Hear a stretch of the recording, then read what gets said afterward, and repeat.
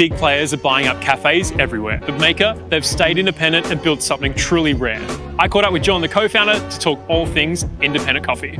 If you wind back a few years, what got you into coffee? I found specialty coffee and I'm like, wow, this is pretty amazing. I really loved the depth of it once I kind of decided to explore it a little bit more, and it kind of grabbed me. I decided with Stephanie at that time that we would branch out and have a crack at it ourselves. And that's really where the love of hospitality and coffee kind of originated from. When you were first getting started, what was the original mission that you had in mind to get you guys moving? We really wanted to focus on the community in our direct area, the relationships that we would build with cafes that we would supply, and just overall deliver a quality coffee experience for our customers. One of the challenges that we hear a lot about is around price and the cost of goods going up. I know that Maker has stood strong on not rising prices too much. So I'm curious about how you're balancing that with the challenges in business at the moment and how you guys are growing beyond that. It's a challenge that is never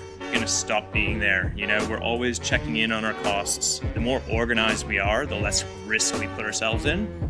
And it allows us to make smart purchasing decisions. So, you know, I think we're managing it like any good operator would, really. You know, there's no secret in the sauce. It's you just gotta do the job. Cool, Yeah. cool. I appreciate that perspective. So I was reading on your website, I know you guys are proudly independent and you want to stay that way.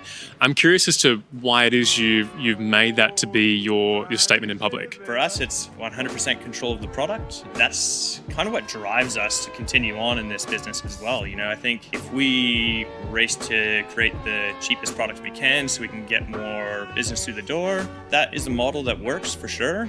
But for us, that doesn't drive our passion. So in order to maintain that passion, I think we want to maintain that independence, and it maintains the control.